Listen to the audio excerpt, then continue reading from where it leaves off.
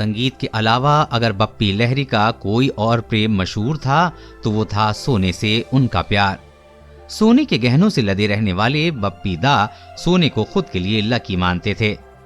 उन्होंने इसका कारण भी साझा किया था कि उन्हें जब जब सोना दिया गया उनके गाने भी उसी तरह हिट होते रहे।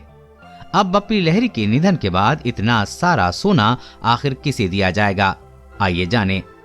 इंडिया टुडे ने बप्पी लहरी के करीबी सूत्र के हवाले से बताया कि बप्पी दा के सोने का क्या होगा। सूत्र के मुताबिक बप्पी दा अपने सोने को बहुत सुरक्षित रखते थे। वो इन्हें एक प्रोटेक्टिव केस में रखा करते थे। खुद बप्पी दा इनकी सफाई करते थे और संभालते थे। बप्पी दा के एक दोस्त ने बताया कि वे सोने के साथ एक गहरा और निजी रिश्ता साझा करते थे। ये उनके लिए सिर्फ गहना नहीं था, उन्हें इसका एहसास था कि सोना ही उनका सिग्नेचर लुक बन चुका है। उन्हें खुशी थी कि उन्होंने सोने से अपने लिए एक आइकॉनिक लुक तैयार किया है।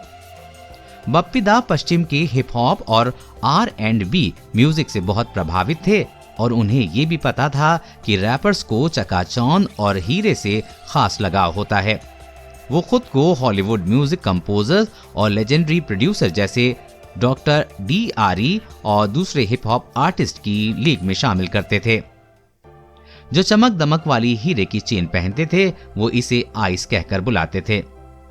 बप्पी लहरी का अपना स्पेशल असिस्टेंट और हेल्पर भी था जो उनके गोल्ड की रखवाली करता था। वो इन सभी सोने के गहनों के लिए पर्सनल लिस्ट रखते थे। रिपोर्ट्स की माने तो बप्पी दा अपनी रॉयल्टी की कमाई से सोना खरीदते थे। सोने के साथ उनका रिश्ता आध्यात्मिक था। उन्हें पसंद नहीं था कि कोई उनके गहनों को छुए। जो लोग उनसे मिलने आते या उनके पैर छूने आते, बप्पी दा उनसे दूरी बनाए रखने की कोशिश करते थे।